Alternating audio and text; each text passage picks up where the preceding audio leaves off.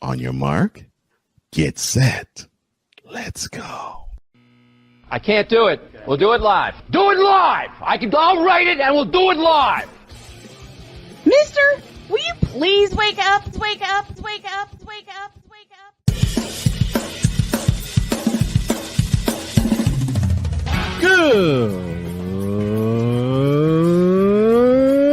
Good morning.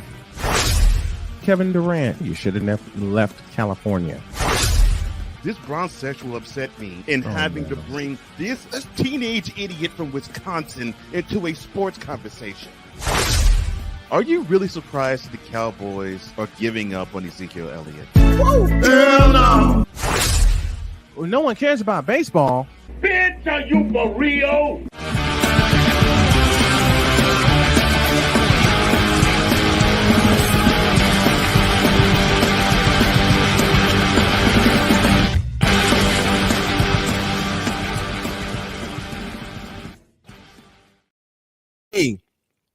That's right, I said it correctly. On a Thursday. Good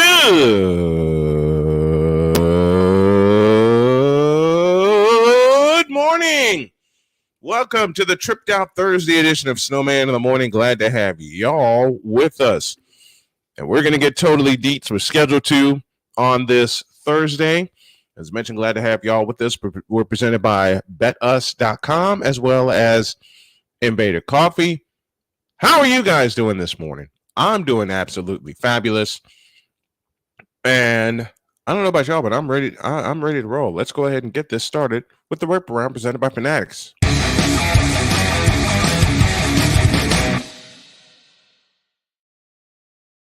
We start with this. Von Miller's desire to eliminate artificial turf is very personal. The three-time All-Pro edge rusher tore his right ACL playing on an artificial surface in Buffalo's game at Detroit last Thanksgiving. Von Miller said, quote, "This game was built on grass. Grass is safer. It feels better. I've been injured twice on artificial turf, so I know what it does to the fingers, toes, and back." Along with Miller, 49ers tight end George Kittle and Packers offensive lineman Dave Bakhtiari are part of Pennington's Flip the Turf campaign. I love this. Urging players and fans to sign a change.org petition calling for the 16 stadiums that use artificial turf to switch to grass. The NFL Players Association has long been calling for all teams to switch to grass fields. In April, the Players Union released studies from 2012 to 22 that show a significant increase in non-contact injuries on artificial surfaces versus grass fields. The NFL, in defense of artificial turf, is pointing to 2021 when the number of injuries on both surfaces, I'm sorry for the bad start, was close. Who cares? Everything should be played on grass. What do you guys think? That's our question of the day. And Victor, I know you're here. I want you to type this in the chat. Excuse me while I get situated. Should all NFL fields flip to grass? I say yes. I say yes. We'll have more as we go along, but I want to hear what you guys think. Frank Vogel led the Lakers to an NBA title in his first season in Los Angeles by finding a way to mesh the skills of stars LeBron James and Anthony Davis. The veteran coach is now in a similar situation in the desert where he takes over a Phoenix Suns team led by stars Devin Booker and Kevin Durant. The blueprint is there. Vogel just needs to make the pieces fit. Vogel said, quote, "The first thing I can apply is direct belief. Now, because I've done it, I've been a part of it. If the talent is in place, that you can galvanize a group and take the league by storm," close quote. Vogel did just that with James and Davis, leading a team that went 37-45 the year before to the franchise's 17th NBA title in the Florida pandemic bubble. We don't count that championship, do we? I certainly don't. And I got quite a few reasons. Then there's the plight of the Oakland Athletics. The Las Vegas relocation effort was dealt a significant setback Tuesday when lawmakers in Nevada failed to take action on a bill that would have provided $380 million in public funding for a $1.5 billion stadium on the Strip. State Bill 509, which faced significant opposition in a very limited period for public input, did not advance out of committee before the state's legislative session expired at midnight. That scuttles whatever hopes the club had of Major League Baseball voting to approve the A's relocation at this month's owners' meetings and calls into question how much appetite the state has to accommodate them. This gets even more and more hilarious by the second. And you know what, Oakland A's? It's your fault. Fix it. Now the NBA coaches may soon get a second challenge to use if the first one is successful, a la the NFL. The current rule gives coaches one challenge per game, whether they're right or not. The league's competition committee is weighing on whether coaches should be rewarded with a second challenge opportunity to use later in the game if the first one is deemed successful. Byron Spruwell said, quote, "We feel like it's an incremental movement that we could potentially like to see. There's an appetite for it. We'll see whether it comes out," close quote. No. Eliminate the challenges. You're taking the human element out of the game. Brandon Montour streaked home to... Let me try this again. All these stories I'm getting courtesy of A, my executive producer Cole Johnson, and B, USA Today. Brandon Montour took a baby break between the first two games of the Stanley Cup Final, with his wife Ryan going into labor earlier than expected. The Panthers defenseman left Las Vegas not long after the series opener and flew back to Florida on a private jet.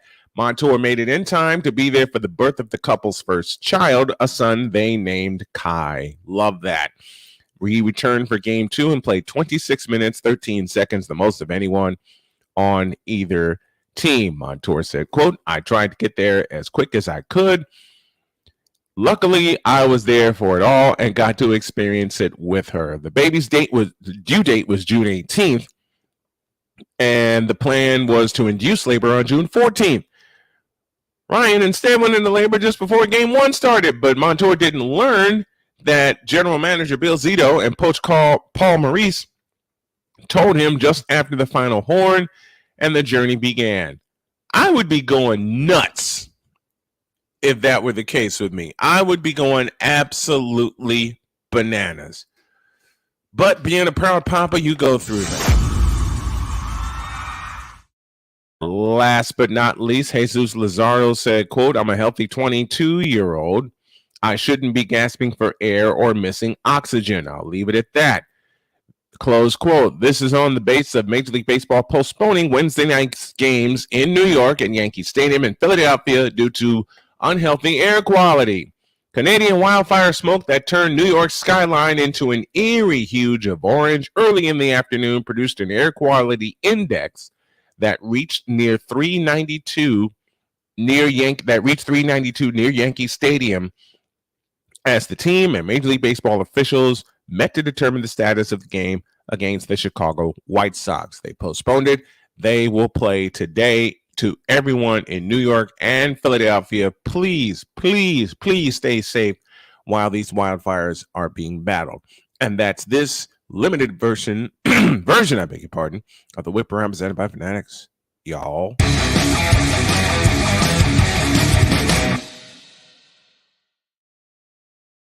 Of course, while I end that, Ryan McCarthy says this: the Minnesota Vikings have informed Dalvin Cook that he is being released. Well, it's about damn time.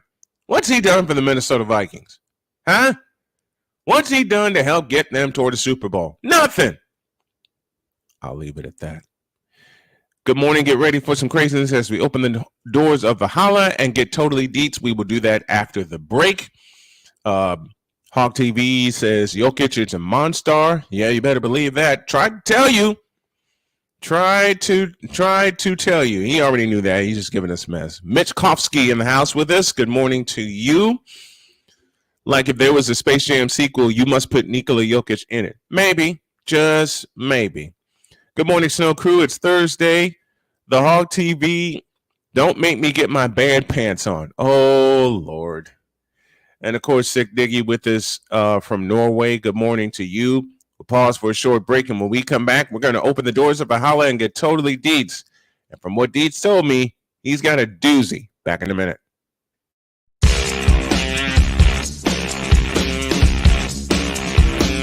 This is Snowman in the morning. I'm in another lane, I'm a different breed. I'm everything you can never be. I'm next level. Next level.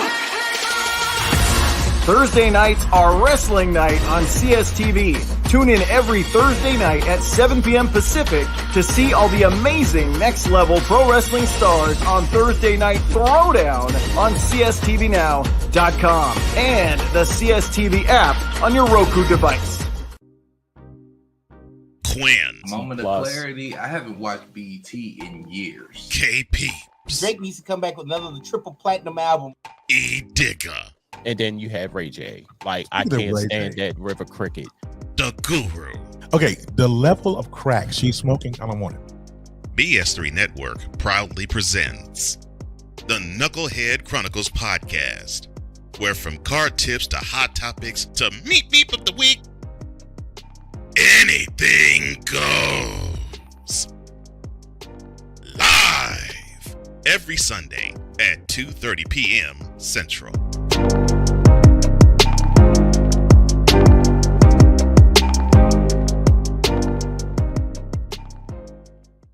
If you're the kind of person that likes to drive a lot and your car is a little bit older and out of the normal warranty, keep listening. What's going on underneath the hood of your car?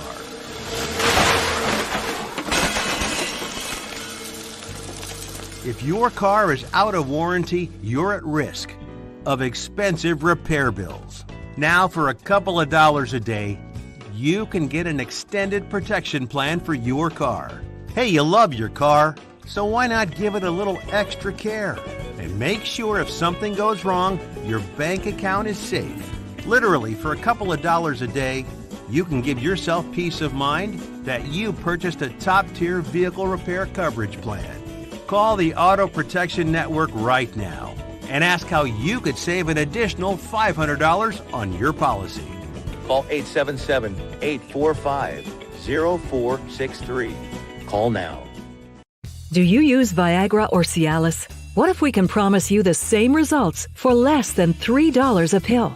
We'll do the math for you. You'll save more than $16 a pill for the same results. Want more? We'll give you 40 blue pills or 40 yellow pills for $99 and add 4 more pills free.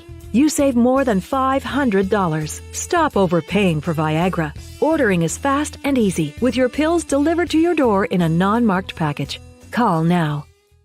Now, I'm known as the guy who can fix just about anything, but the technology in most appliances requires very special training to fix. And that's why my family has Choice Home Warranty. Choice Home Warranty covers over 25 major home systems and appliances. That's your AC, heating, plumbing, kitchen and laundry appliances, and so much more. Call Choice Home Warranty now before something breaks down. Get protection for your heating, AC, plumbing, kitchen and laundry appliances, and more. Call 800-973-6121.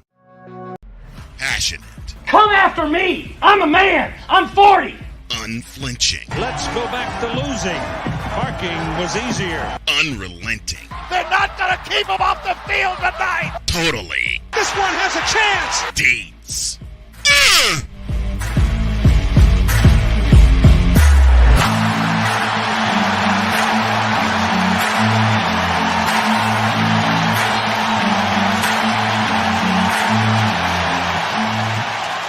That's not just a murmur, that's a full-blown fibrillation.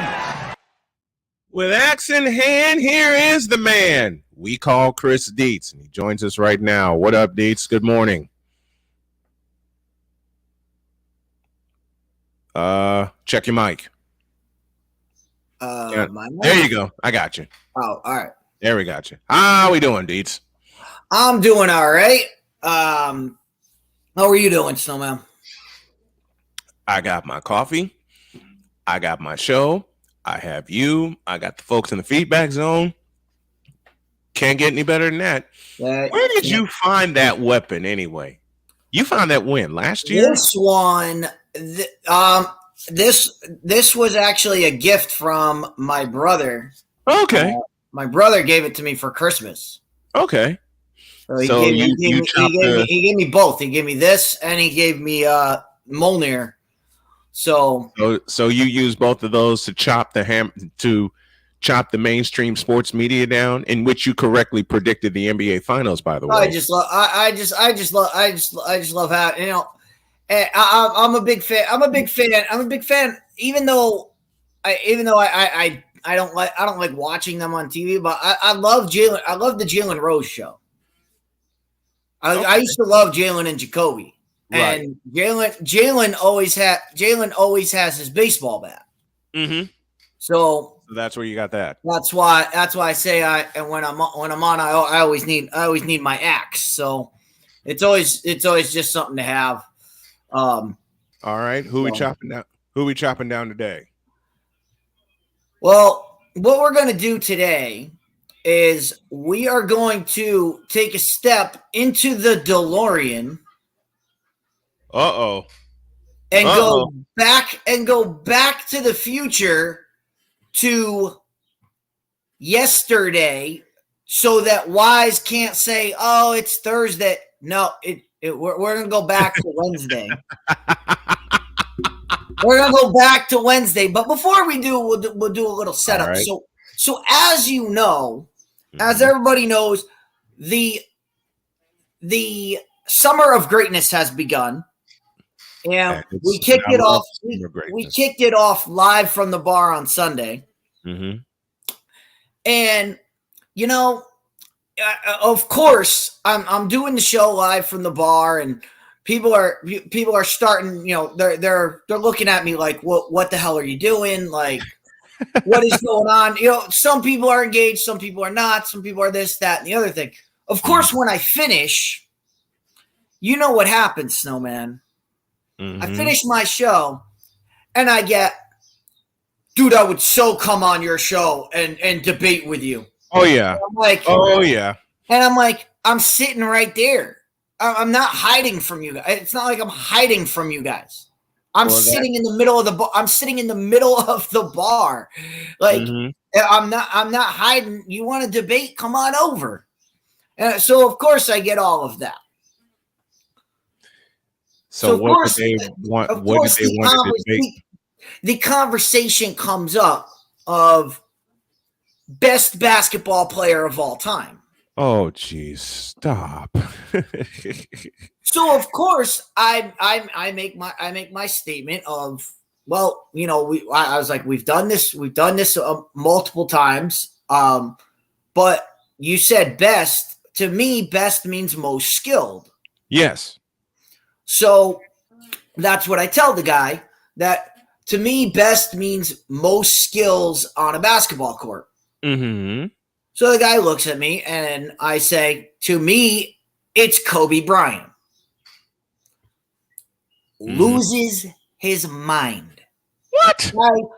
Loses his mind because this is a conversation with a bronsexual. Of course, it can't be anything but LeBron James. Anything but LeBron James. No. So now you're gonna make. So now you're gonna make me pull. Now you're gonna make me pull this graphic up for you.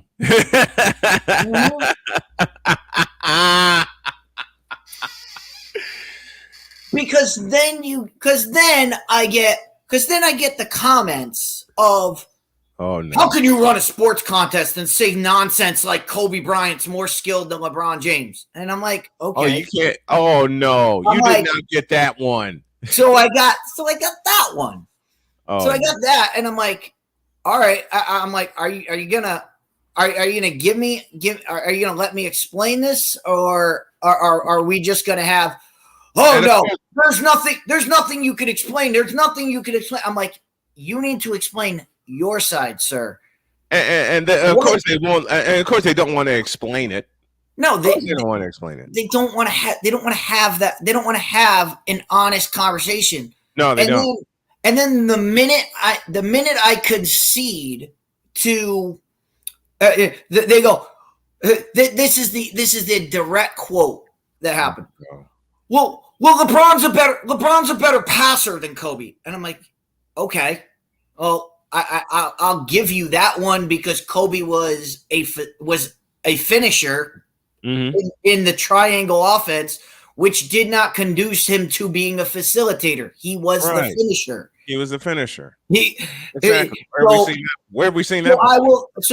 So even though I could bring up the argument, I could bring up cases where Kobe Bryant can pass the basketball. Mm-hmm.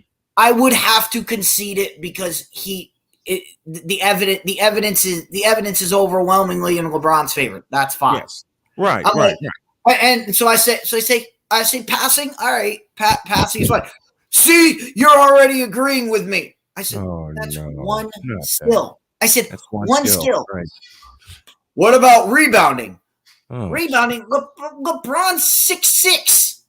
Mm-hmm. LeBron's 6'6", 240. He should be a better rebounder than Kobe Bryant because Kobe Bryant was a shooting guard that didn't get banged down low. Oh, see, I've already got two on you. I'm like, that's two skills. Two skills. And I'm like, what about ball handling? What about shooting? What about mid-range shooting? What about long-range shooting? What about free throw shooting? What about dunking? What about and so I go through all the skills. Yeah. No argument. No argument. Oh, you don't know what you're talking about. You don't know what you're talking about. Where am I going? Where am I going wrong? You gave me two, and that I listened to your argument and said, okay, I'll give you those two. Right. I'll take the other six. Last time I checked, 6 is better than 2. Yep. And therefore, I have to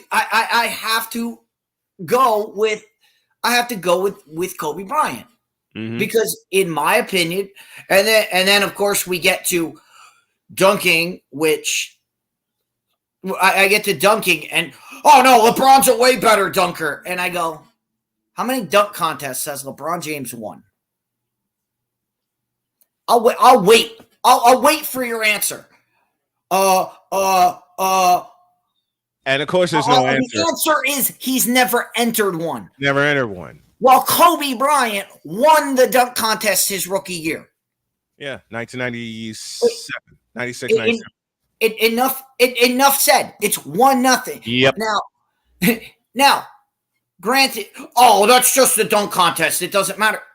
And now they want to throw that at you. Oh. When you're talking about dunking and Ryan, that's a good point. Does Kobe? I think they're tied with 4, right? Or does Kobe have 5? Kobe has 5. Kobe has 5. I didn't know how many he got after, because I know he has the 3-peat. Kobe know he has the 3. We know he has the 3 losses in the fall. He has the loss to Detroit and the loss to Boston. 2009 and 2010 is the 2010 was a tiebreaker. And LeBron just recently got his 4th in, to use your words, the COVID Invitational. Yeah. So, but I'm sitting there, ever since I've had this conversation, Mm-hmm. I've been rattling this around. I'm like, yeah. I said Kobe is more skilled.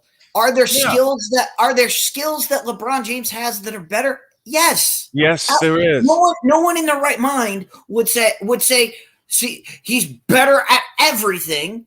Right. No, because LeBron is good at even I wouldn't say that. And I've had arguments like that myself. Even I wouldn't say that. I mean, come on. Mm-hmm.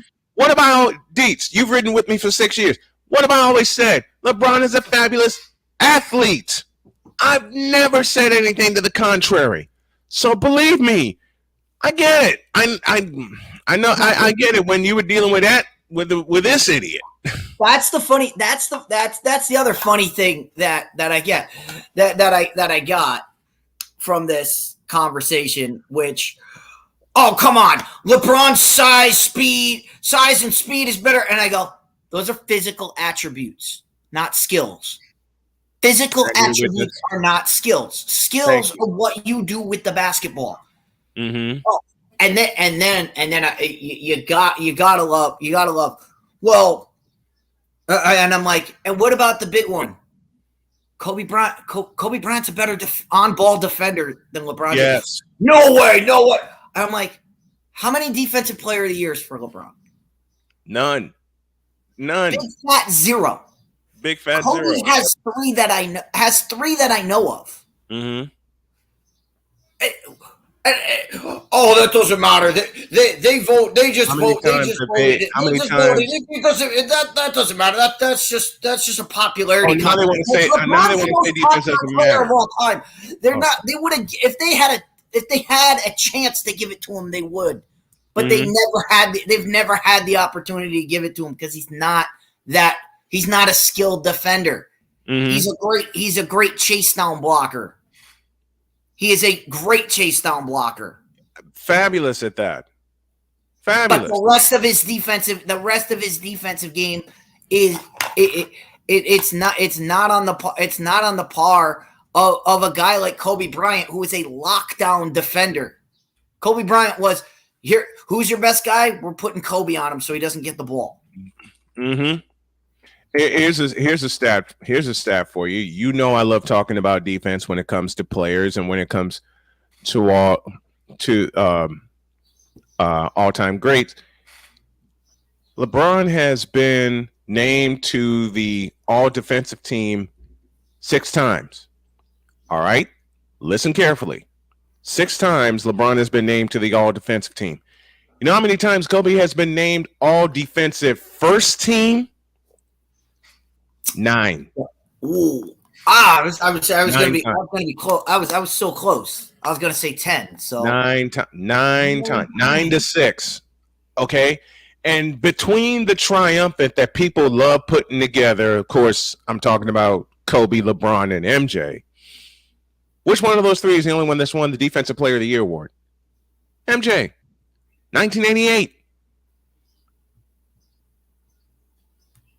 MJ won the Defensive Player of the Year in 1988. And as Cole has said often on this show, and the folks in the chat agree, that wasn't even statistically his best season of the year. It was the following year. It was 1989. I mean, love the fact that Bron has been voted on the all-defensive team, but Kobe has been voted on the all-NBA defensive first team. Big difference, folks. 9 times. It's amazing. I mean, it is. Where and we love you, Hawk TV, but where in what world is LeBron James a better shooter than Kobe Bryant?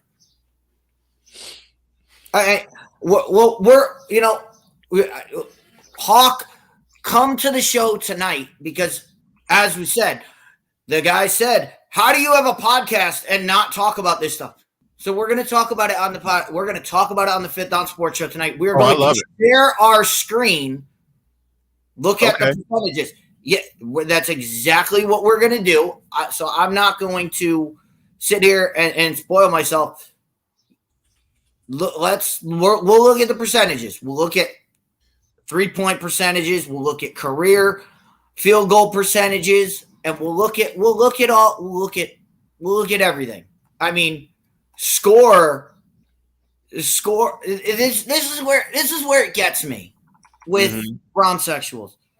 Oh, LeBron James is the greatest scorer of all time because he scored the most points. Because he scored right. Okay, no, he's the greatest scorer of all time because he had longevity and scored the most points. And that's the only reason LeBron is shooting 50% from the field for his career. And MJ's just a tick under 50, if my memory serves me correct. I'm looking it up now. MJ played 50. And there's a reason why LeBron averages 26 points a game and Michael Jordan averaged 27 or 28. It's like a point. Okay. It's like a point and a half higher for the average. Here we go. Hog TV, let me destroy your argument. I'm looking at the percentages right now. I'm looking at the averages right now. Okay? And I'm going to arm Deets with a lot of weaponry. The career scoring average for LBJ is 27.2. Okay? Keep that in mind. Kobe is third on this list at 25 even. And that's over a 20-year span. Michael Jordan's career scoring average? 30.1. 30.1. 30.1. That's insane. And that's with him shooting 40. Well, you can round it up to 50% from the field, 49.7, 32 from deep. And here's the other stat that I bring up a lot. One of the skills that you mentioned, Deets, was free throw percentage. Let's knock him down. For his career, Kobe shot 83.7, MJ 83.5, and LeBron is sitting at, y'all ready for this? 73.5. Nah. That's quite the difference.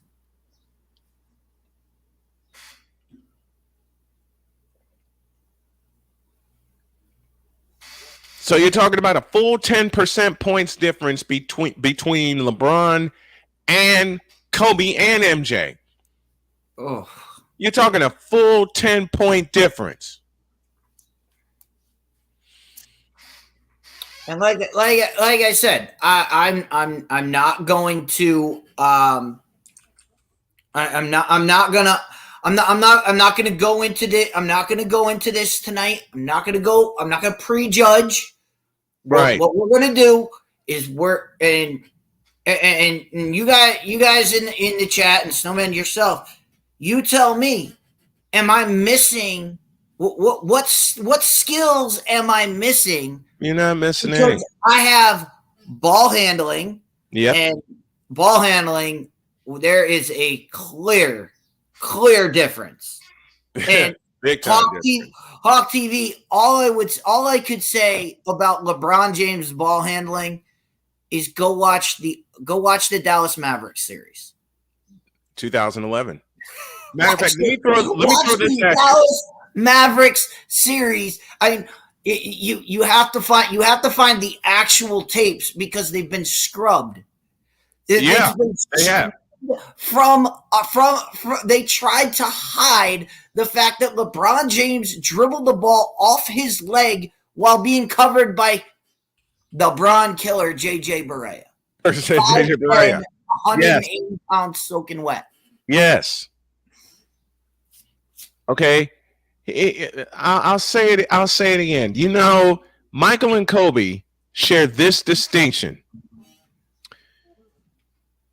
You know how many times they were elected to the NBA All Defensive First Team? Each of them, Michael Jordan, Gary Payton, Kevin Garnett, and the late great Kobe Bryant, share the NBA record for NBA All Defensive First Team selections with 9. 9. And remember, MJ played only 15 seasons. So to be elected to an NBA All Defensive First Team 9 times out of 15 seasons, that's something. But then I get so I want to tell you so I want to explain to you how infuriating this conversation was.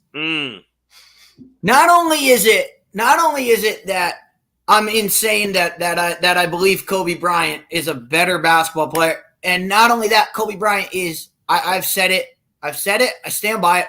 Kobe Bryant is the best, most skilled basketball player I have ever seen play basketball. And I won't even offer an argument. But I get called. But here's the funniest part. Oh, you're just biased. I'm biased. Let me repeat that. Please. Let me bring this up for a minute. There you go. A Boston Celtics fan is biased because I believe Kobe Bryant is the most skilled basketball player I've ever. A Laker. I'm biased because I think a Laker. And I was thinking about my list of best basketball players of all time. Right. Number two on that list is Kareem Abdul-Jabbar, who played for the Lakers. The third on my list is a guy by the name of Magic Johnson. A Laker. The top 3 on my list are all Lakers, but I'm biased.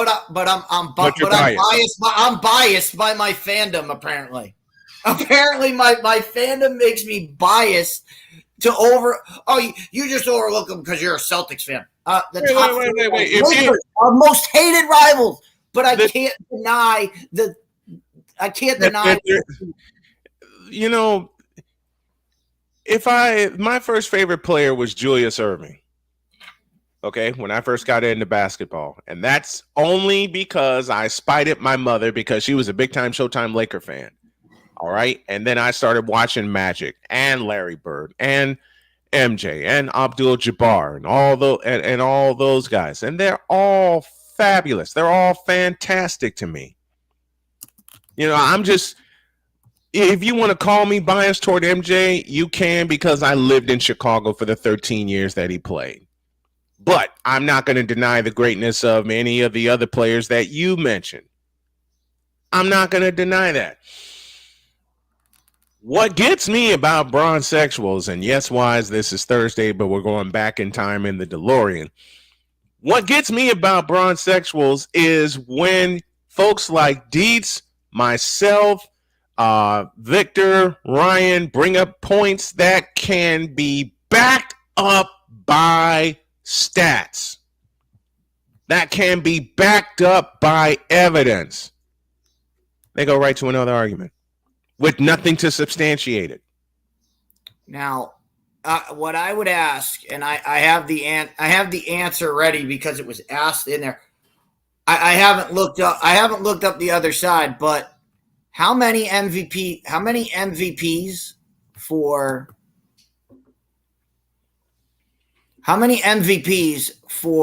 LeBron James? 4. LeBron has 4? Mm-hmm. Bron has 4. Well, Kobe Bryant has 4 as well. So it's an even trade. Mm-hmm. 2002, 2007, 2009, and 2011. Mm-hmm. So, more strong, my ass. Okay, you know what? This is where I make Hawk TV shrink in the corner. Wait. Oh, there's more. I have a discrepancy here. A discrepancy? What kind of discrepancy do you have, sir? According to this list, unless LeBron's won one since 2020, since February when this one, according to this list, LeBron only has 3. You might be right. It says youngest player to ever win the award, LeBron James, is currently on 3.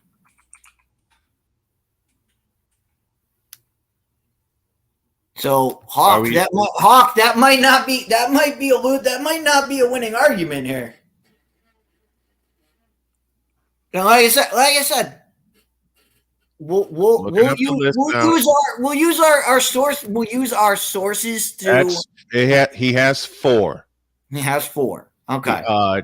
2009, 2010, 2012, and 2013. Okay. 12 and 9, 10, and so they were both repeats. 2009, 2010, and then 12 and 13. He won MVPs. But the best part about all of this, the guy I love dearly, who originated wearing number 23, has got 5 MVPs.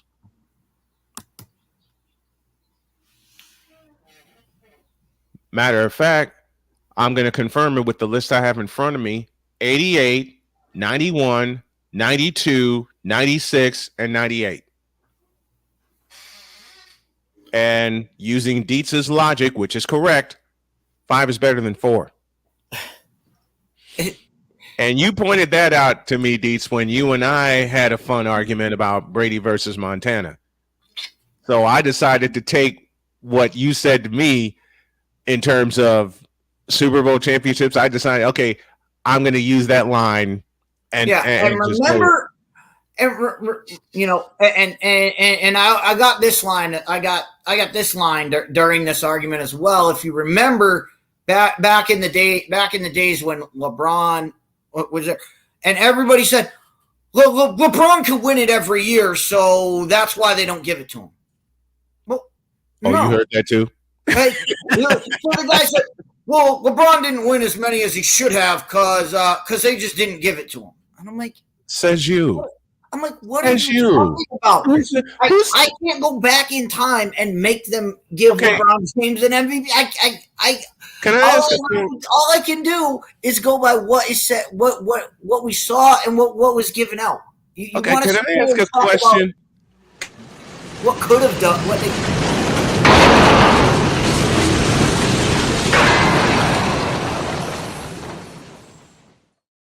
Damn you, Cole. I promise I did not push that button. I promise. but in order to drive this argument home, and Victor is correct, Derrick Rose won it in 2011. I'll throw another point. And good morning to Tom O'Boyle and the folks at CSTV. Based out of Northern Nevada, out of Reno, Nevada, and our West Coast audience from Reno to Sacramento. I'll throw this. We all want to talk about, the number of MVPs that LeBron has. Kareem's got 6 of them. Do you know Kareem Abdul-Jabbar's got 6 of them? 5 of them came with Chris's hated rival, the Lakers. The Lakers. You can't argue this stuff, man. You can't watch this stuff, and you couldn't watch Kareem Abdul-Jabbar and look at the skill level that he had. They not only did Kareem have such great skills, he was so overskilled that they tried to take skills away from him and make dunking illegal. So they made it illegal to dunk the basketball his freshman year of college because that's all he could. That's what they said. That's all he does. He just dunks on people. So we're not going to allow him to do it. So what did Kareem do? He was so skilled. He created his own shot. He created the skyhook, the most unblockable shot in the history of the game. not only the most unblockable shot, the most indefensible shot. Yeah. The most indefensible, I've made this argument. The two most indefensible shots in the NBA, the skyhook and MJ's fadeaway. But the most indefensible shot in NBA history is that skyhook, because when I played basketball, I tried that skyhook and it just didn't work out. I mean, you can't. That skyhook is teachable. You can't teach 7'2", 265. Right, and then Kareem invented the sky. Nobody had ever done it before. No one had ever done it.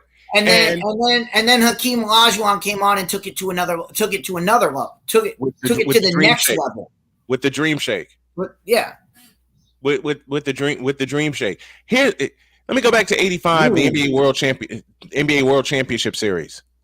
And to answer your question, Hawk TV, that's a draw because the times are different, so the skills fit the times. But the most indefensible shot is that skyhook. Imagine if Jokic had that skyhook. Good Lord. And I love Nikola Jokic. Love Jokic. Okay? Let me take you back to 1985, the World Championship Series, when it was called the World Championship Series. Thank you, CBS. We're back. We're in Game 5. We're in the Forum. Parrish and Kareem went back and forth for about a good 4-minute stretch in the fourth quarter. Matter of fact, Parrish hit a couple of shots. Larry Bird hit a couple of shots, including an over-the-head flip on an offensive rebound. Where'd the Lakers go every single time? Where did the Lakers go? You can answer this question, Dees. Where'd the Lakers go every single time down the floor in the fourth quarter? Who'd they punch the ball to? Kareem Abdul-Jabbar on the block where he should be. Thank you very much. And each time where he should be. And each time they let him make the decision. They let Kareem make the decision. Am I going to beat him with the skyhook, or am I going to kick it out to somebody who can hit a jump shot? On 2 occasions, Magic hit a runner and a jump shot. James Worthy hit a jump shot. And the other times, Abdul-Jabbar took it himself. And I love Drew. I love the Showtime Lakers. Okay, my mother got me hooked on the Showtime Lakers. I miss you, Myrtle. That's my mom's name. I miss those days. But again, to answer Hawk TV's question, the times are different and the skills are different. I mean, Nikola Jokic today is the most skilled center, period. But put Jokic in Kareem's time, I say Jokic develops that skyhook and finds a way to use it. It would be close. It would be close. It would be between the two of them. I mean, long range would definitely go to Jokic. Yep. Ball handling would go to Jokic. But then they're both even. But in their strength. Defense is something we got. That's one that would be a toss. Would be a toss up. Would be available. You know what this would be like? This would be like Jokic versus Kareem would be like a presidential election. Yes. In the presidential election, you always have your red states and your blue states, and you can say, all right, this state is definitely going to be the Democrat. This state's definitely going to be the Republican. And there's Florida and Ohio, which are toss-up. Yes. That's what would happen with Jokic versus Kareem is you'd go through the list and say, all right, this one is definitely in this. This one's definitely in Kareem's corner. This one's definitely in Jokic's corner. And then you have to see where the toss-up is and where they are. And there are quite a few toss-ups. All right. And to take one shot at Hawk TV before we go quickly to a quick break. Unlike LeBron, Jokic can hit his free throws. Last night proved it. Let's go to a break. We're in the doors of Valhalla. We're in the midst of being totally deets. And when we come back, we'll take you to the top of the hour and through the second hour. Back after this. This is Snowman in the Morning.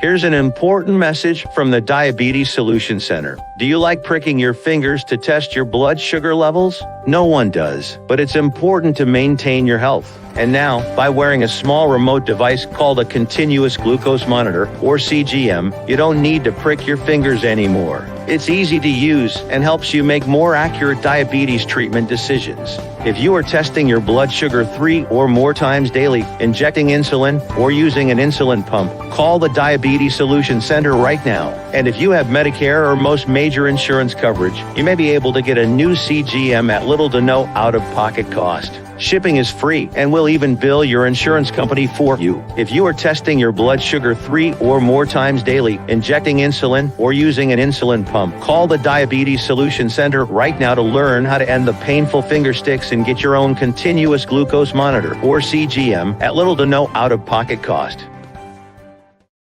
That's why we here on this platform. Marriage, a loving splendor, a daily grind. Such is the case when Damien and Jamie get together and chop it up, for marriage is real. Let's just lay it all out here. Let's just be real with it. Join this wonderful couple who keeps it real and always in love. BS3 Network proudly presents Marriage is Real, where love is the only thing that matters. Live every Tuesday at 8:30 Central.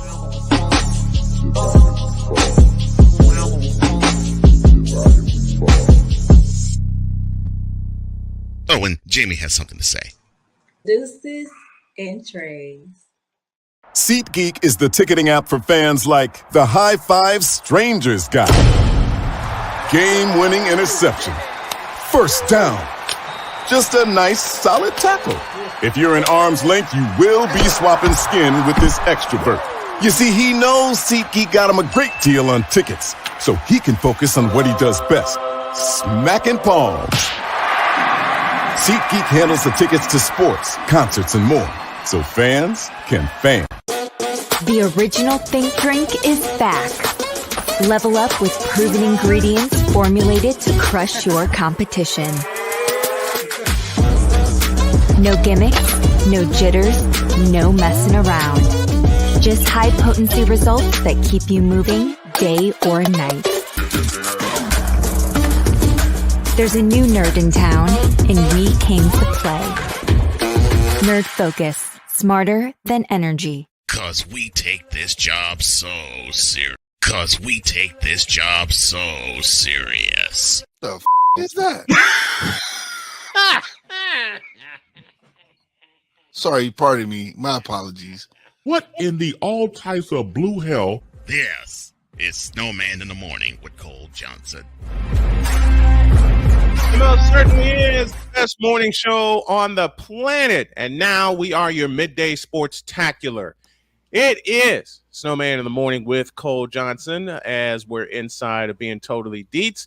Y'all want to check out something great? Check this channel out here. The struggle is real to be awesome. That is Sertoba Media with my brother Sensei Drew, who y'all will see tomorrow at high noon. Programming announcement beginning July 10th.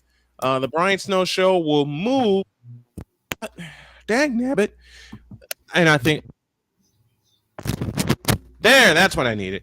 The Brian Snow Show will move to 4 p.m. Eastern time, and we'll go from 4 to 6. That's beginning July 10th. It'll be after the holiday and after I come back from vacation. Christie's joins me. Let's take him to the top of the hour with a little college football, because we got something big planned for this coming college football season, do we not, sir? It's gonna be so big. It's gonna be so much. It's gonna be so much fun to call games live. To call games live, and again to just be able to watch the game and give you a perspective of people who love the game of college football. By the way, yes, college football be great. We need to start calling college football by its rightful place of the greatest sporting event of all time, which was our kickoff episode of the Summer of Greatness, greatest sporting event won by college football. If you didn't think that, how big of a landslide was it? How big of a landslide was it? I mean, the best thing about the Summer of Greatness is you never know what's going to happen. It's all about the matchups are completely random, and the categories are chosen at random. So it's not like we're setting this up. However, second round matchup, we had NFL versus the NFL, an NFL football game versus open wheeled racing, which I put to the Indy 500, the Grand Prix, all of that kind. More. I was thinking more F1 because I wanted it to be F1 as opposed to NASCAR. I didn't want to lump racing together, so I split it. Okay, let me say hi. NFL versus the NFL versus basically F1, and I'm gonna like that. We let the judge pick. We let as we call him the judge. He's a patron at the bar. We let him pick the category. Right. The category he picked was the more international sport. Let me say hi to Just Fans Podcast. Go subscribe to his channel. He says, "Morning, y'all." Shout out from Houston. So the NFL got knocked out in the second. NFL got knocked out in the second round. Once the NFL got knocked out, you knew college football was going to say. Yep, it was a free for all. College football took it. Go subscribe to the Just Fans Podcast. He's coming to us from Houston. So a shout to them. Subscribe to his channel, and y'all subscribe to this one. Snowman Multimedia is the target that you're looking for. We're at the top of the second hour. Dietz is hanging out with me. One more subject for you before we let him go, but we have to do this correctly and send y'all into the second hour of Snowman in the Morning, and the second hour begins right now. Time for hour 2 of this spectacular. Ryan McCoffey now joins us this morning. That's what you need to do to beat Josh Allen. You need to make him uncomfortable. Hour 2, time for some Spivey notes. And here's Jay. Well, I know he's only in his third year, but they're just wasting Justin Herbert. Hour 2, the hardest working content creator I know, the playmaker. Hey, LeBron James, the greatest scorer of all time. Hey. Hour 2, the one, the only Christopher Dietz. They rewarded Ohio State for not playing, and they punished USC for playing. Hour 2, Sam Shady. Oh man, it's been a roller coaster ride if you were a Philadelphia Stars fan. Hour 2, that's Big Ben, the man in charge of the BS3 network. And if I see Kurt 2 Chainz Cousins out. Hour 2, Chris Bay's joining us. Oh my God, this game. Oh, way to go, Sammy. Hour 2, was El Jefe. Oh man, I thought I missed it. What in the all types of blue hell? Time for hour 2 of this spectacular, and it starts right now.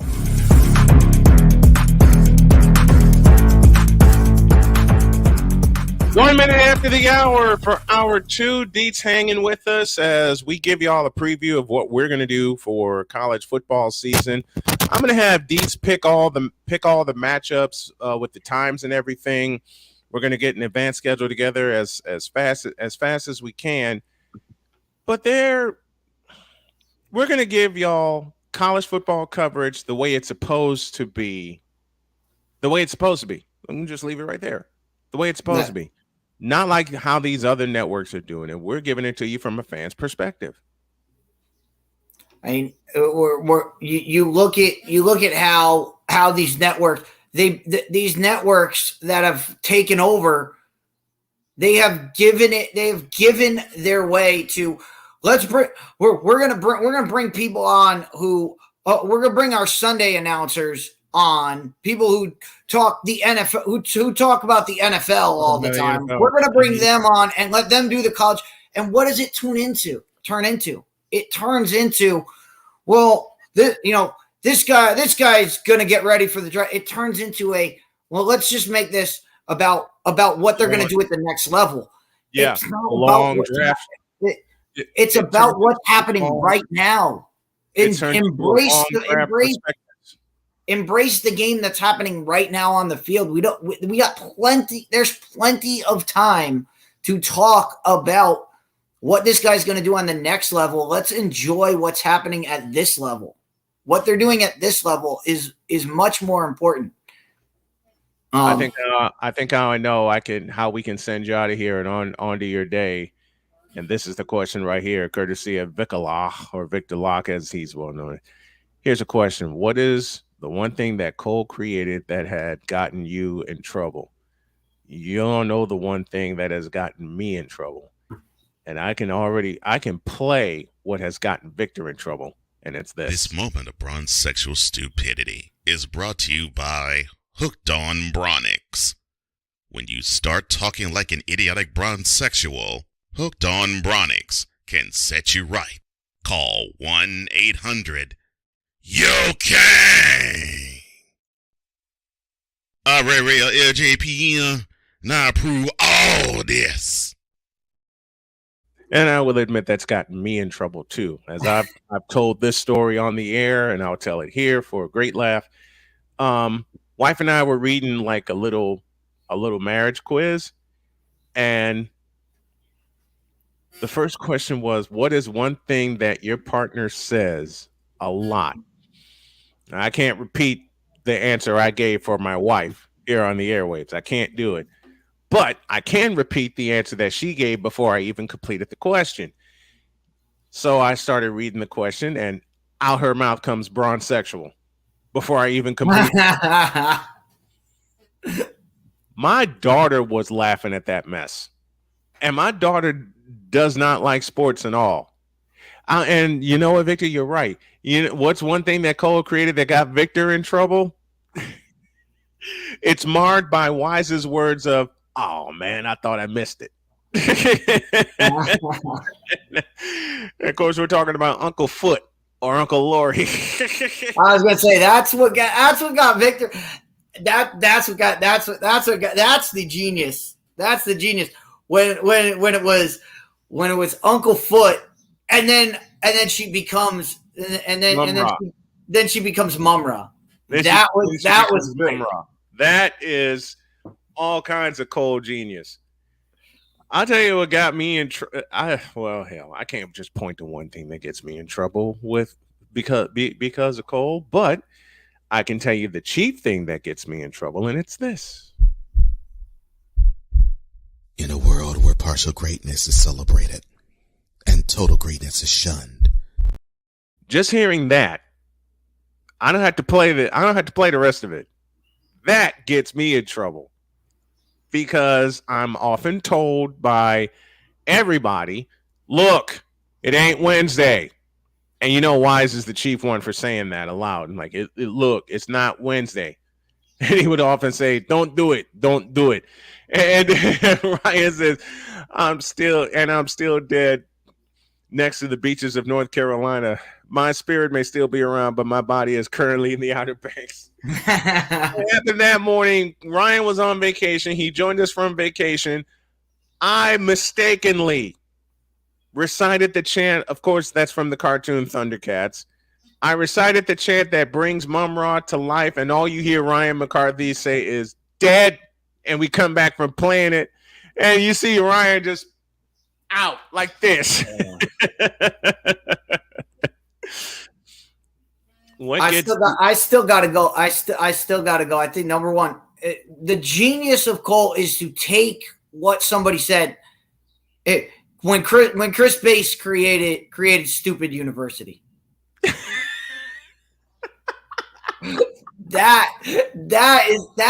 It's like, and the thing about that is like, it's like a minute and a half long, and everything is just absolutely completely awesome.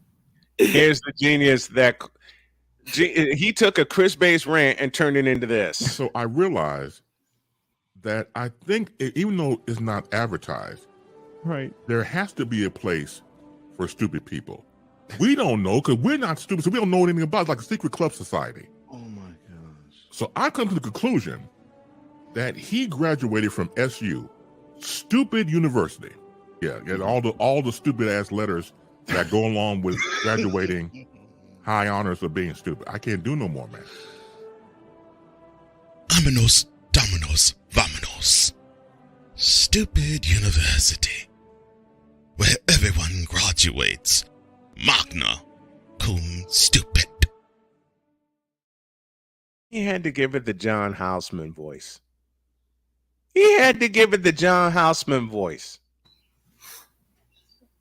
What gets me in trouble on Wednesdays is when I could be in the middle of the rant of all rants, and then Cole would push a button and then this pops up. Ray Center will not be televised at this time, so that we can bring to you the following special presentation from LJPN.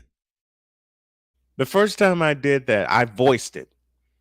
And it just comes back. It comes back to me, and you hear Cole evilly in the background. And I said, the following is a special presentation of LJPN. And then you just hear Cole go, oh, yes, it is. And I'm already cracking up. Because a second later, this was unearthed.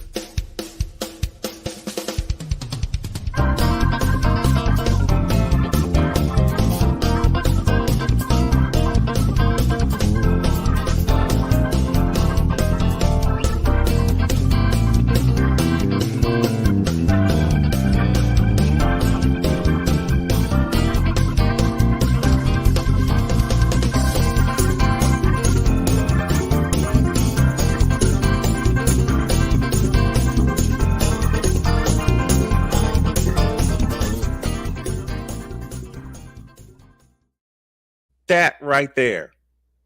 Because the first time I played that, I played that for Jody. She walked out laughing. And that last part right there, acknowledge him and be set free. What?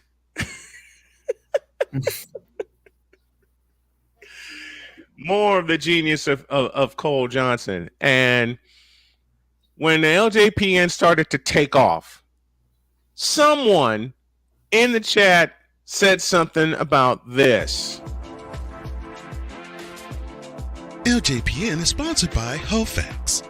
Before she hoe, and you gotta know, tell her to show me the HoFacts.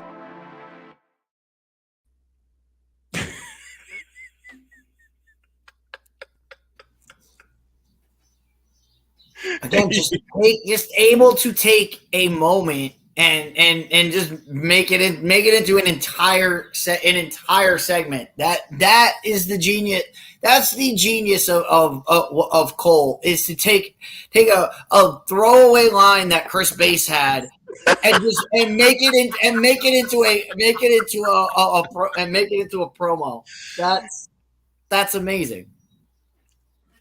Last year around my birthday, day before my birthday, as a matter of fact, Cole and I off the air were talking about one of the best movies around in Pulp Fiction.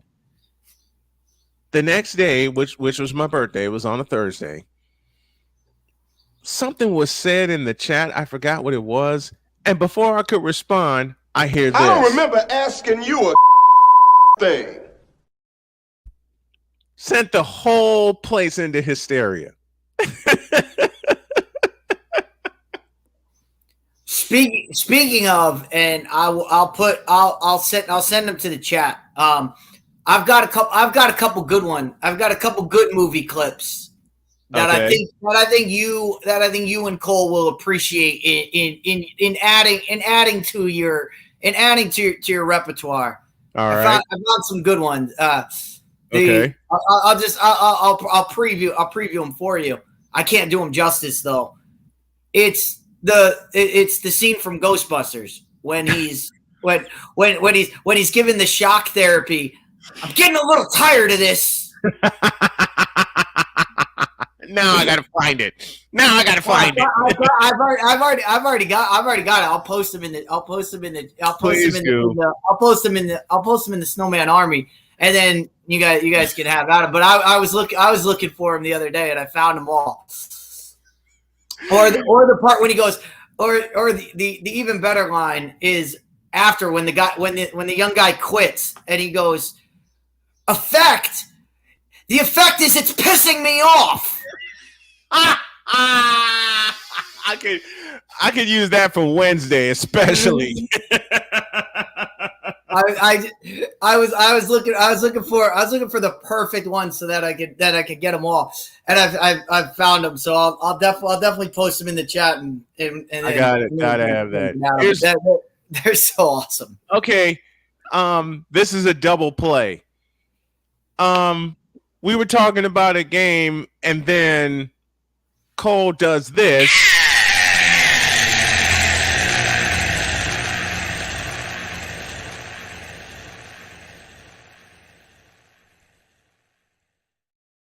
And in the immortal words of the legendary Marv Albert, which leads to this. 'Cause we take this job so serious. The f is that? Sorry, pardon me. My apologies. What in the all types of blue hell? This is Snowman in the Morning with Cole Johnson. That actually happened. That happened live on the air. Fun fact, today is the 39th anniversary of the release of Ghostbusters. In other news, I'm old. No, you're not, Ryan. I'm old. I'm going to be 51 next month. I don't mind one bit. I'm as old as that movie Ghostbusters. I don't even have to watch the movie anymore. I can recite the entire movie off the top of my head. I can recite the entire movie, and so I don't even. I can watch the movie anytime I want because I can just go. I can do well. I always say this. I can recite 99% of Ghostbusters and Ghostbusters 2. The entire both movies.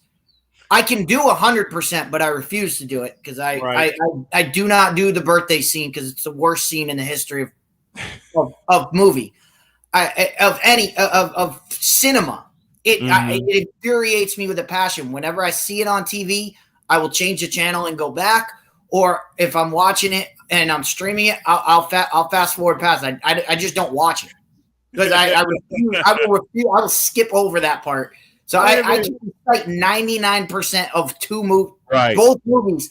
I can do them back to back off the top of my head. That's how old I am.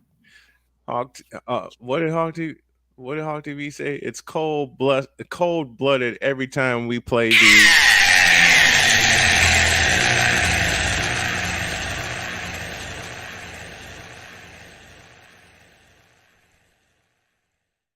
And then I decided to cut one of my own off of a LeBron rant. You fool!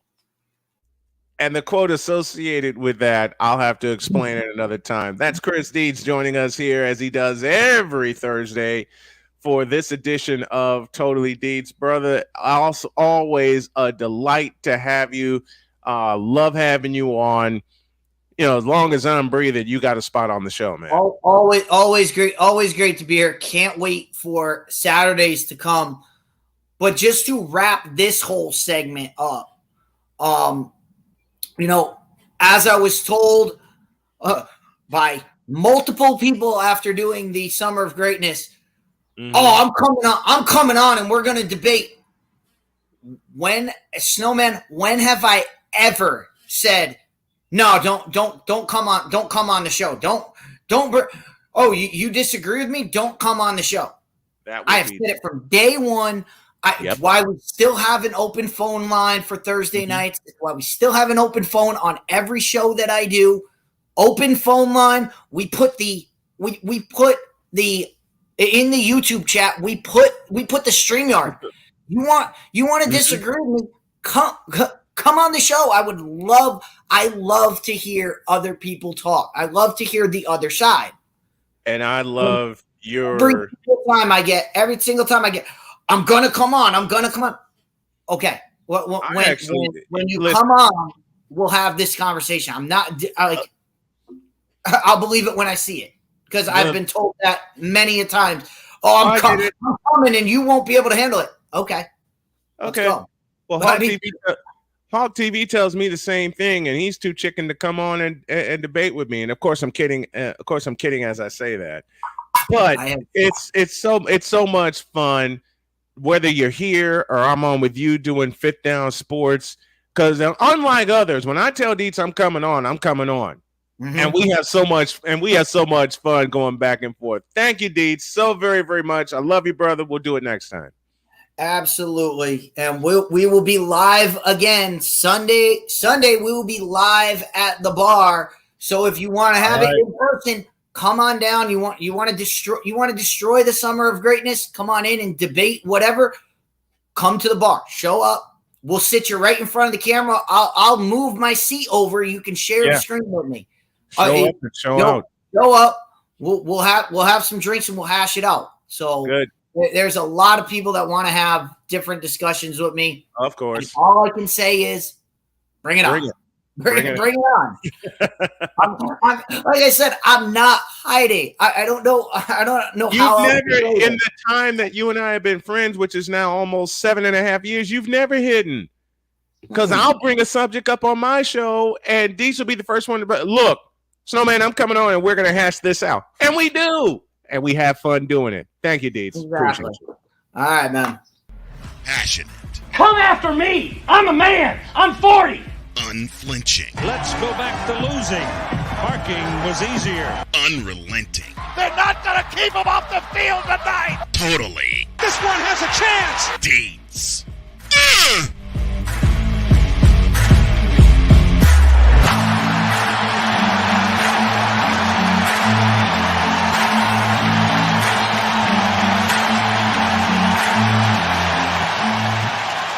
That's not just a murmur, that's a full-blown fibrillation.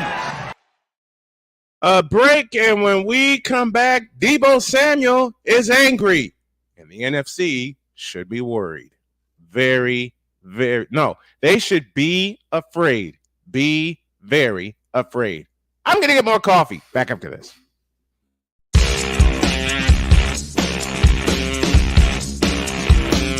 This is Snowman in the Morning. I'm in another lane, I'm a different breed. I'm everything you can never be. I'm next level. Next level. Thursday nights are wrestling night on CSTV. Tune in every Thursday night at 7 p.m. Pacific to see all the amazing Next Level Pro Wrestling stars on Thursday Night Throwdown on CSTVNow.com and the CSTV app on your Roku device. Quinn. Moment of clarity. I haven't watched BET in years. KP. Drake needs to come back with another triple platinum album. E Digga. And then you have Ray J. Like, I can't stand that River Cricket. The Guru. Okay, the level of crack she's smoking, I don't want it. BS3 Network proudly presents the Knucklehead Chronicles podcast, where from card tips to hot topics to meat beef of the week, anything goes. Live every Sunday at 2:30 p.m. Central.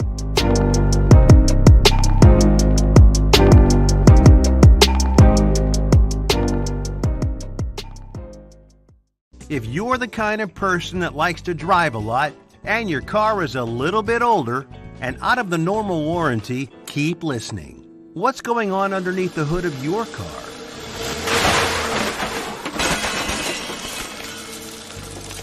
If your car is out of warranty, you're at risk of expensive repair bills. Now, for a couple of dollars a day, you can get an extended protection plan for your car. Hey, you love your car, so why not give it a little extra care? And make sure if something goes wrong, your bank account is safe. Literally, for a couple of dollars a day, you can give yourself peace of mind that you purchased a top-tier vehicle repair coverage plan. Call the Auto Protection Network right now and ask how you could save an additional $500 on your policy. Call 877-845-0463. Call now. Do you use Viagra or Cialis? What if we can promise you the same results for less than $3 a pill? We'll do the math for you. You'll save more than $16 a pill for the same results. Want more? We'll give you 40 blue pills or 40 yellow pills for $99 and add 4 more pills free. You save more than $500. Stop overpaying for Viagra. Ordering is fast and easy with your pills delivered to your door in a non-marked package. Call now. The following is a public service announcement from Wise El Jefe. Boston. This has been a public service announcement from Wise El Jefe. 'Cause we take this job so serious. The f is that? Sorry, pardon me. My apologies. What in the all types of blue hell? This is Snowman in the Morning with Cole Johnson. And now, ladies and gentlemen, we welcome the Element God, the man in charge of Go Sports with a Z. Fabulous program, by the way. The one and only Cole Johnson joins us. How are you, my man? Great to have you as always. Oh, thank you. Not the Element God. Oh, Lord. Hey, you started it, and I have a bonus. Victor Locke joins us, a.k.a. Vic Allah. Good morning, my man. Good morning, Snowman. What's up, Vicola? What's up, man? How you doing, Mr. Cole Johnson? Mr. Cole Sports. By the way, amazing show yesterday. Indeed. Victor. And look, before you continue, Victor, yes. man, look, thank you for showing love to Cole Sports. Thank you for showing love to Mentality, man. I totally appreciate you and your support, man. Thank you. Hey, you guys are putting out award-winning content. I'm going to follow. Hey, much appreciated. Victor's been with me since I was at Chicago State, getting my footing there. And one of the first things Victor told me when I was handed a 2-hour show, I was handed a 2-hour slot. Mm-hmm. And it was only supposed to be weekly. Nope. I got yanked aside by John Kalidas, and he said, 5 days a week. And it was after a Monday. It was after Monday. Yeah. Mm-hmm. And John yanked me aside and said, what are you doing the rest of the week? Nothing unless I have to go. You're on 5 days a week. Huh? Yeah. Because originally we were just only doing Tuesdays. Yes. We were only doing Tuesdays, and it was 120 minutes. John said, no. I need you 5 days a week. I marched right into the computer lab where Victor was. I playfully drug him by his neck, and I said, we got to talk, and we have to talk now. And, of course, Victor responds, and I know I'm being playful, Victor. Victor responds with, what you mean? That is it. That's a new thing. I told Snowman on the Brand Snow Show that when I had conversations with those people we talk on Wednesdays, yes, someone actually what you mean? Damn. What you mean? Oh my God. And the person spelled it exactly how I spelled it. Exactly that way. That's why I'm not surprised. I figured you got that from whomever spelled it that way. And this was the Chicagoan who did that. Yeah. This is the Chicagoan who did that. Like it's like what, the WATCHUM with a whole lot of E's in. Yes. Yes. It was WATCHUMEEN.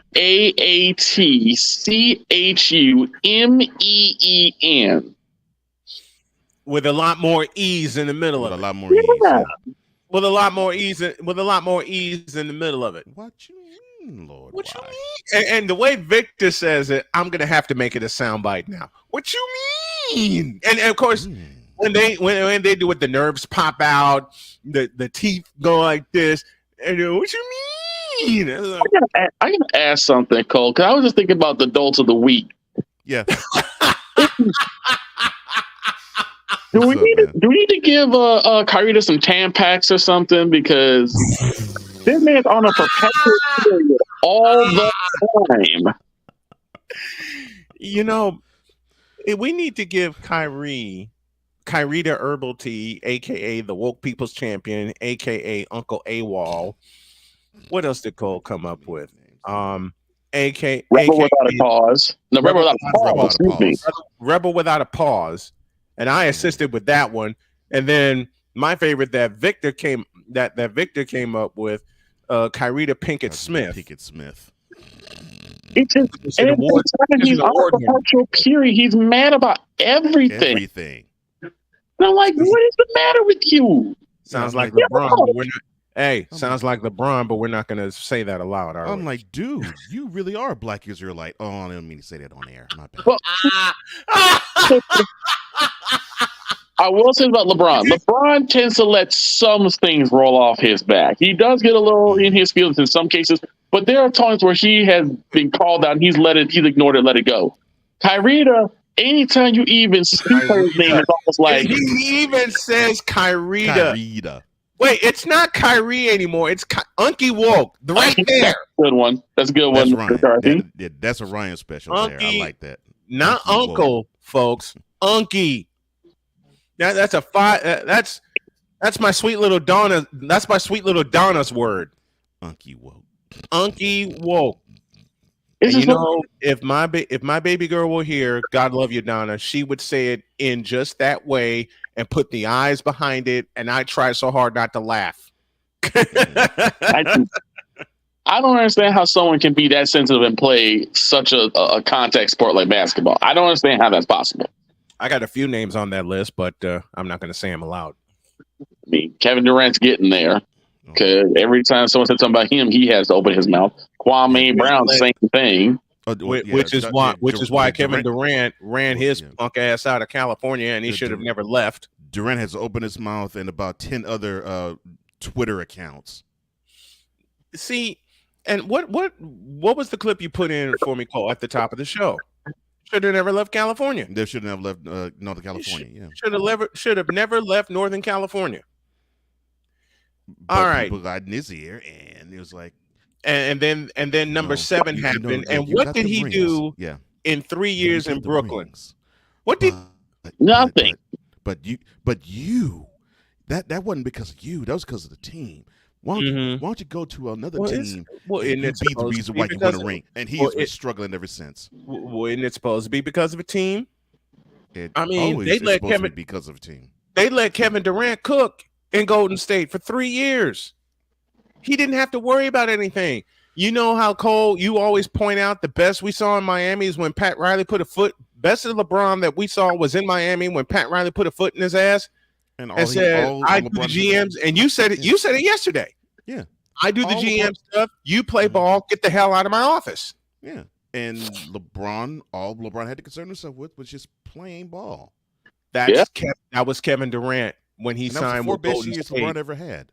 And and Golden State, that was the best 3 years Durant ever had. And we saw the best, and I'll borrow your statement, Mr. Johnson. That was the best we saw of Kevin Durant when he was just allowed to play basketball. But he didn't want or need to be the captain of the team. Was he the leading scorer for those 3 years? Of course. Yes. And I've gotten a meeting argument back then about, well, Durant's the leader of the team. I'm like, no, he's not. Between being the best player on the team and being the leader of it. The leader of that team is obviously Stephen Curry. It's Stephen Curry. Yeah.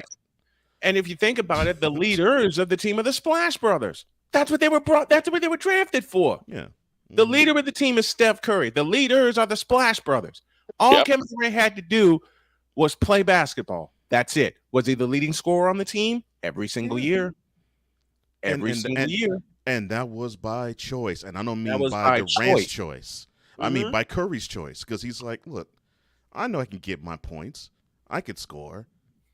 But we'll be better off if you similar conversation, but probably in a little less terse fashion that Wade had with LeBron after 2011. It's like, look, dude, I know this is my team, but you're the best player on the team. You got to pull this wagon and be the lead scorer of the team. And they didn't have to say that much to Kevin. All Steph did was look at Durant and say, "This be you." And that's why I said it was less terse. It was like, be you, dude. And Steve Kerr figured it out. Steve Kerr figured it out. Speaking of figuring it out, when a wide receiver who is one of the most versatile players on the team says he had an awful year in every aspect, every other team in the NFC should be afraid. Well, I'm gonna tell you right now. Whenever I think of Deebo Samuel, I think that when he comes out next year, he should ride a bike. He should ride a bike and have that classic Friday song when Deebo start riding over. You read my mind. And thank you to the great Chisel Adonis for working that clip in every time he talks about Deebo on his wrap-ups. They're like, oh, here comes Deebo. Who? Deebo. That's all you need to hear. Deebo sounds very much like a bully, kind of like how Deebo is in Friday. He's got that bully mentality in him. He should. Now listen to these numbers, folks.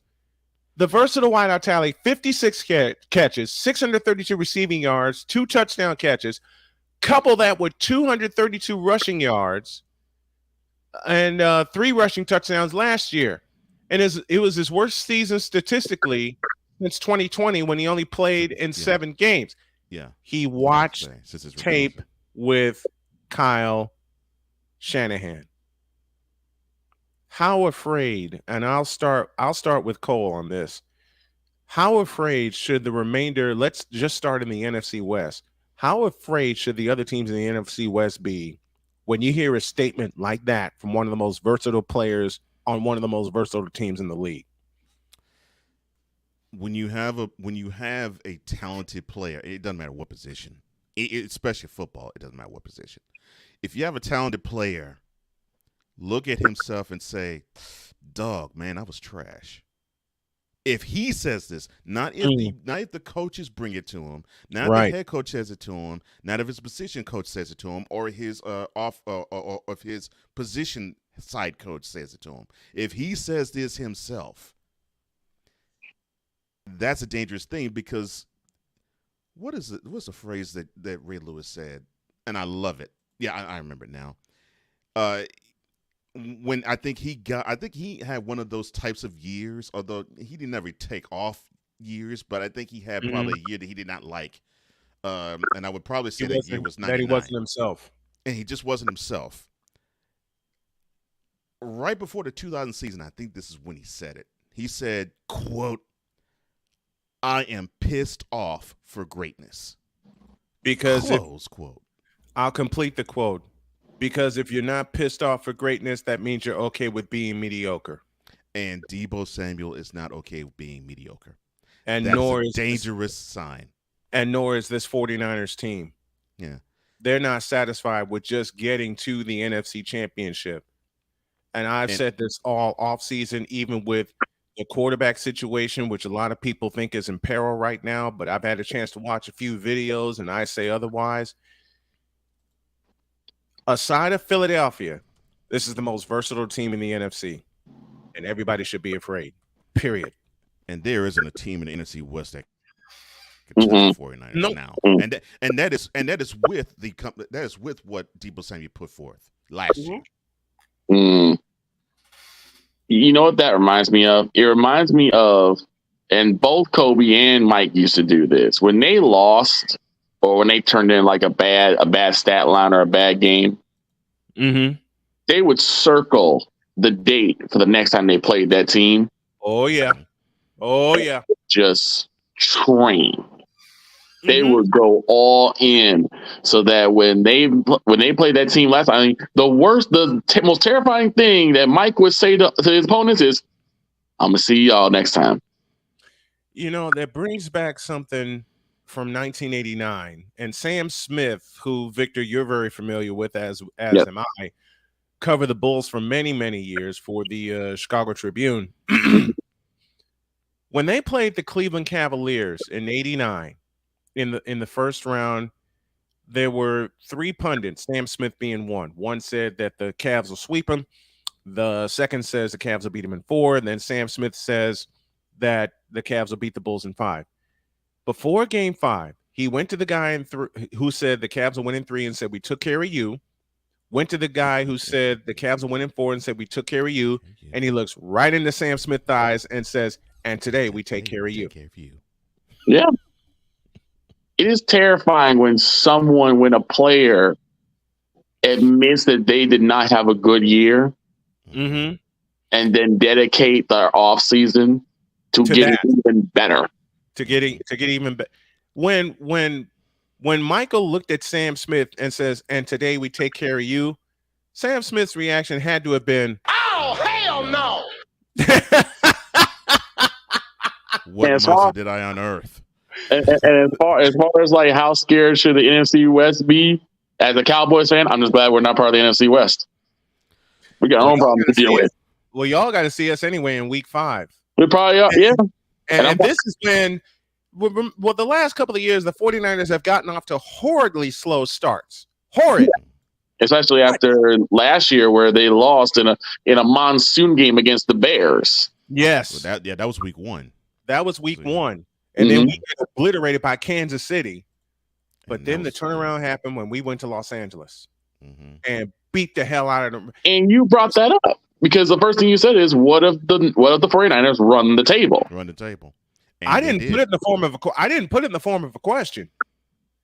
After we got beat down by Kansas City, I sat in front of this microphone and I said, we will run the rest of the table. Now, I have admitted several 100,000 times over, part of that was fandom talking. But I knew the potential of this team. And when the Rams, I think you probably thought too that they figured, okay, we measured up against a team that is considered a Super Bowl caliber team, and we actually hung with them for 3 quarters. Yeah, in the Kansas City Chiefs, and then the fourth quarter they just put us in our place. In the fourth quarter, yeah. So they put us in our place. I think you also said it from the standpoint of, okay, I think this team is giving the 49ers confidence that they actually can. If they can hang with the Chiefs, they could beat just about anybody. Because we pulled within 28-23 with about 14 minutes left in the game, and then Patrick Mahomes was Patrick Mahomes. Yeah. And I knew that game would be a measuring stick because the Chiefs are always in the Super Bowl conversation, as they should be. Yes. The most versatile team in the AFC is the Kansas City Chiefs. Yeah.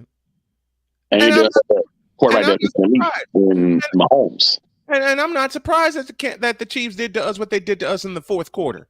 Also when you were challenged by a bunch of, thank you, Vince Scully, for this, the late, great Vince Scully for this. If you're challenged by a bunch of upstarts, you either put them in their place or they're going to run past you. But when we went to Los Angeles and the Rams saw us, they had to be thinking, oh, hell no. And that's when the breakout of Christian McCaffrey happened. And go ahead. You're dealing with a very quarterback who's come into his own to becoming an elite quarterback in Patrick Mahomes. Yes. I mean, it is scary that he did all this damage and he just arrived in his prime. Yeah. Imagine a healthy matchup between Patrick Mahomes and Brock Purdy. There will be it'll be 1992 all over, and I know I'm putting the cart before the horse. I know that, but it would feel like it would be 1992 all over again in Candlestick Park. Why am I bringing that year up? Jim Kelly versus Steve Young.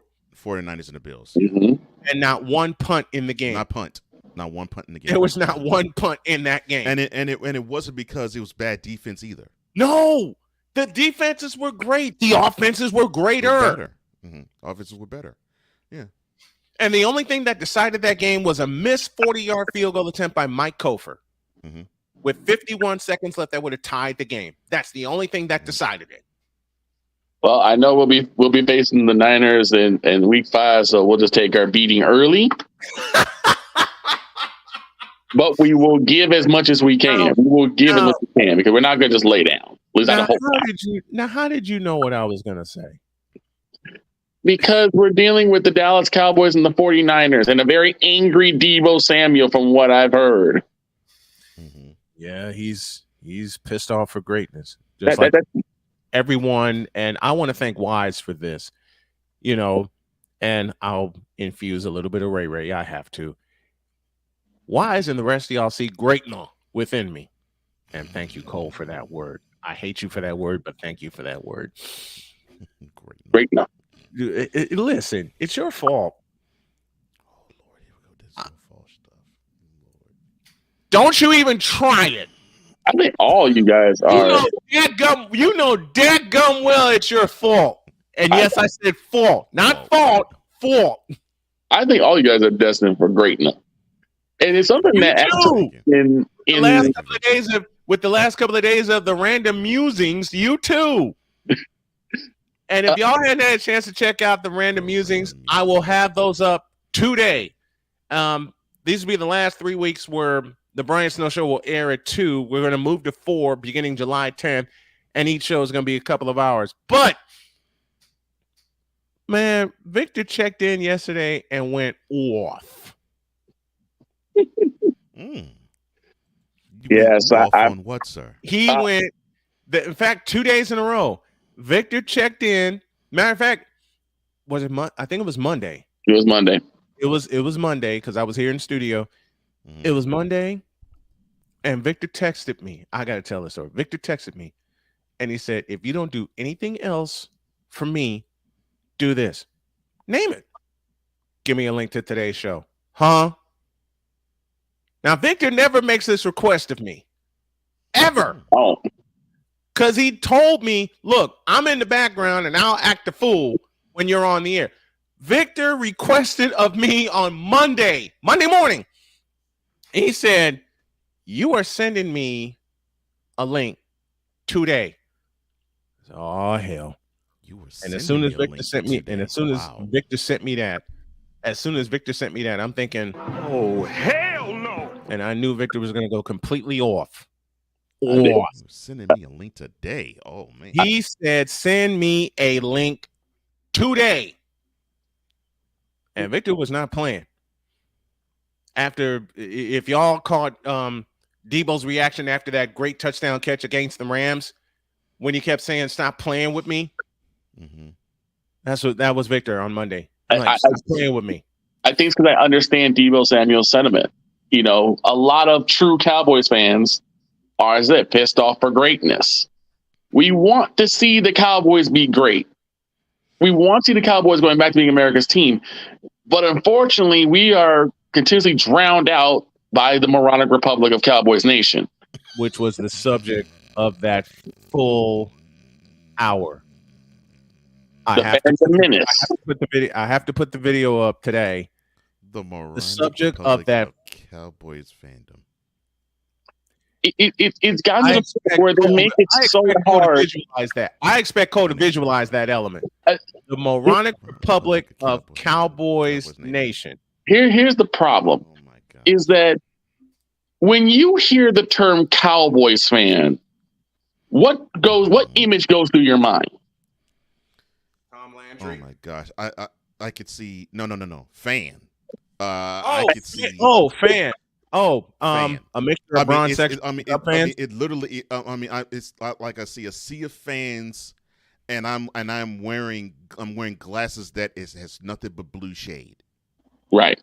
Oh, you mean the fans that showed up? You mean the fans that were in the new Texas Stadium after the Niners beat them after Dak Prescott messed up?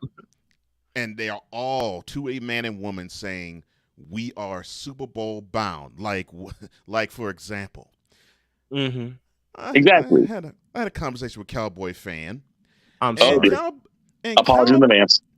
And Cowboys fan took it upon himself yesterday when the Madden 24 cover was out.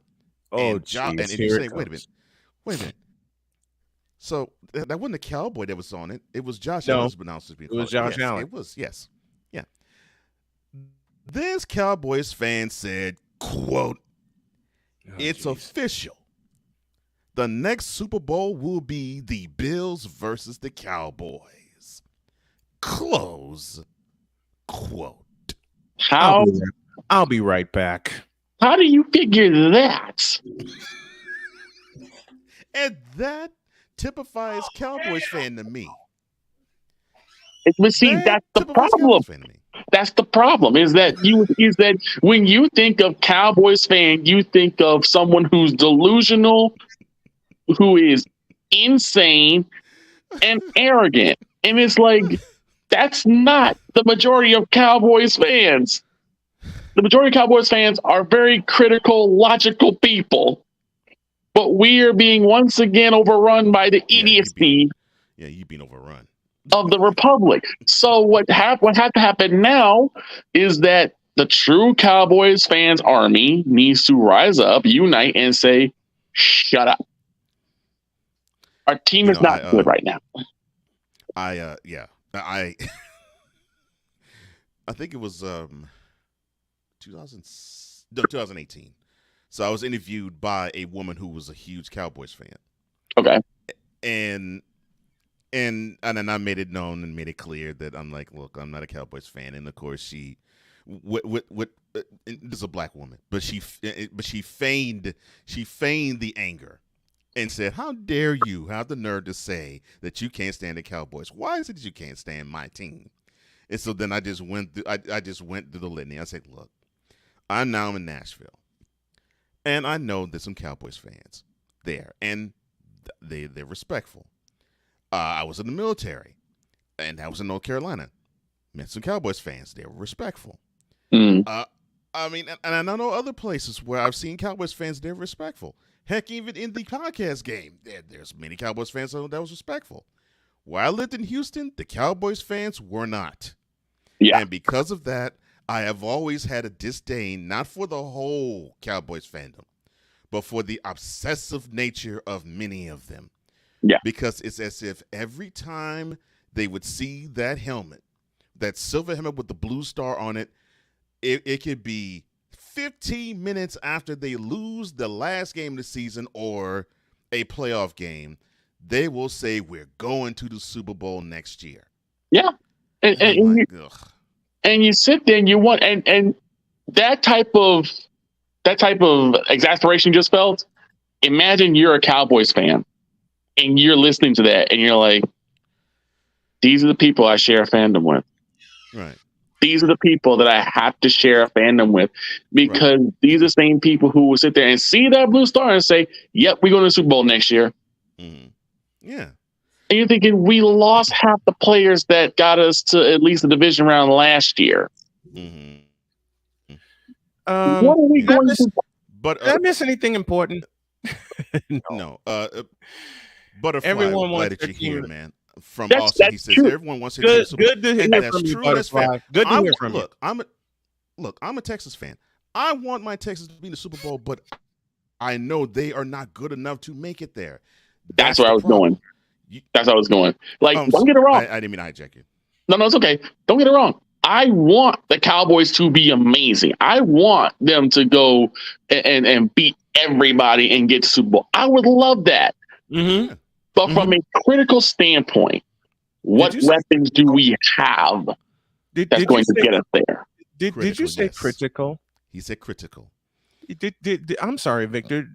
To my friend of 23 years, did you say critical? I said critical. Critically speaking, do we have the weapons? Do we have the philosophy? Do we have, you're gonna like this, Cole, the mentality to get us to the Super Bowl? I love that.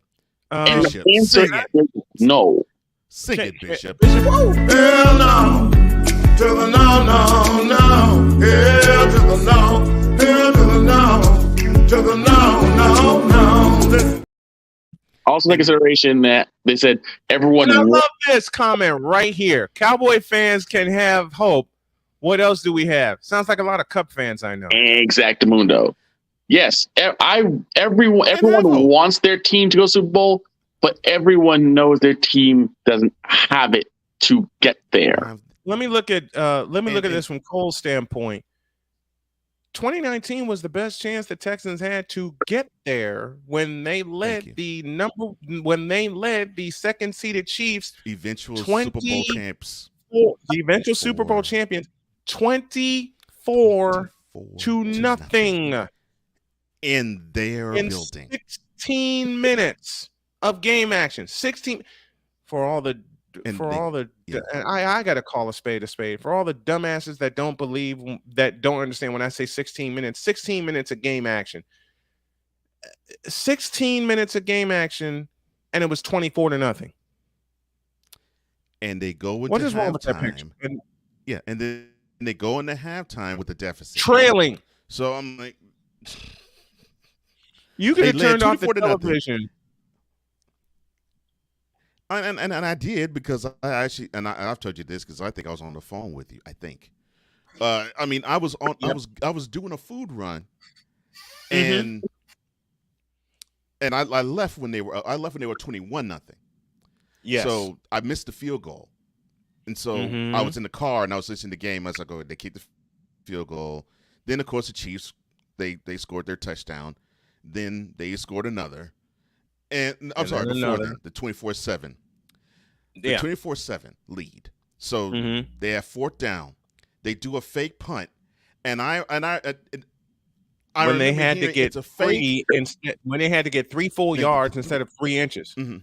When I heard the words "it's a fake," I screamed at the top of my lungs, "You idiots!" That was before the Chiefs stopped them, because I was like, "They're not going to do anything."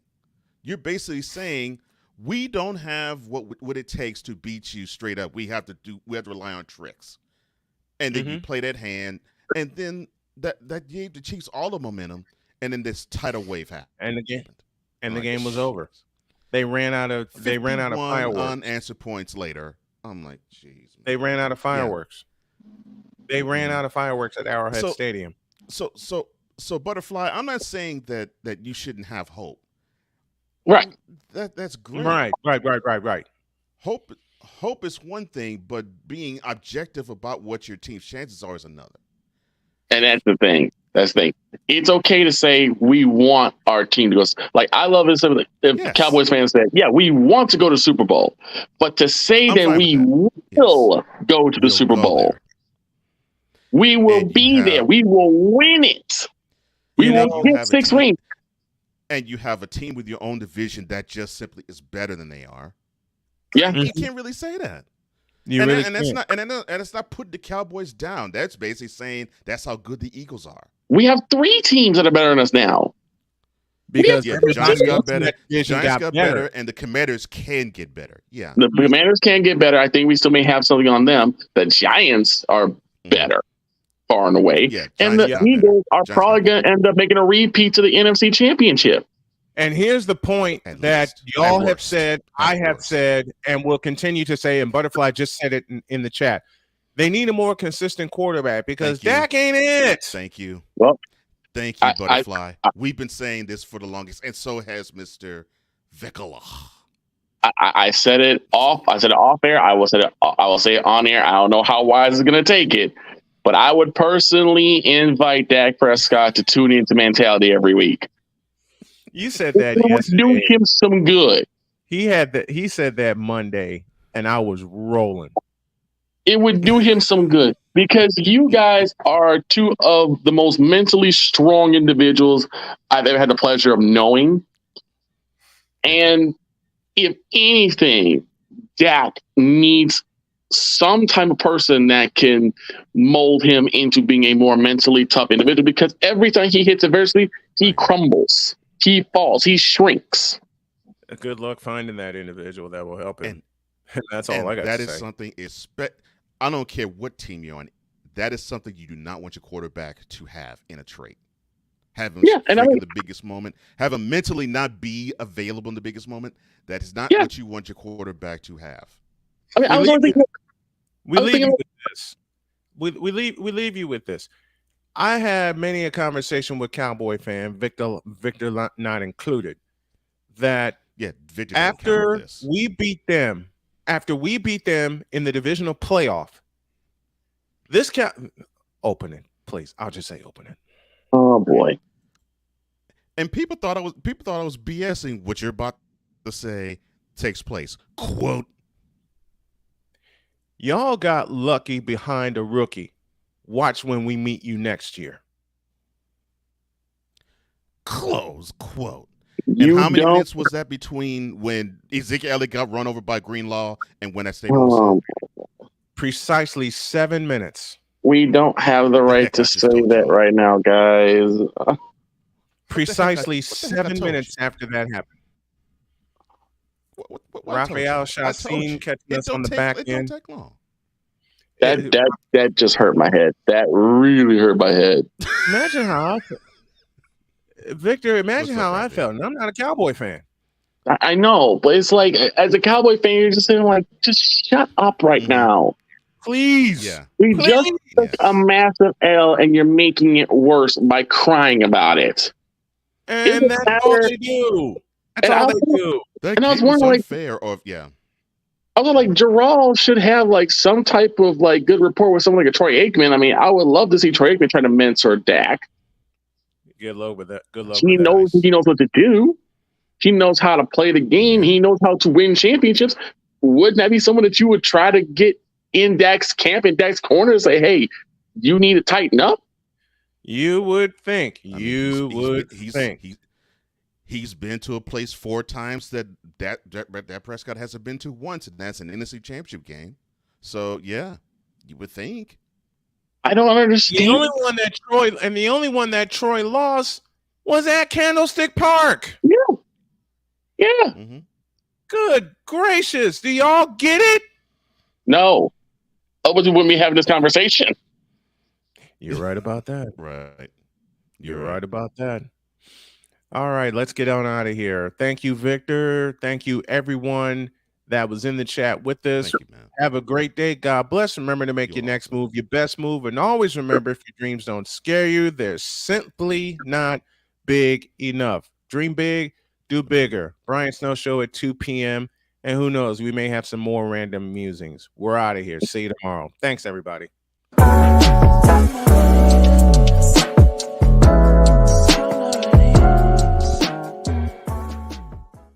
Yeah, sports are great, but without your health, you get nothing. Like, I'm on the verge of dying, so, like, what's more important, really? Sports or being dead?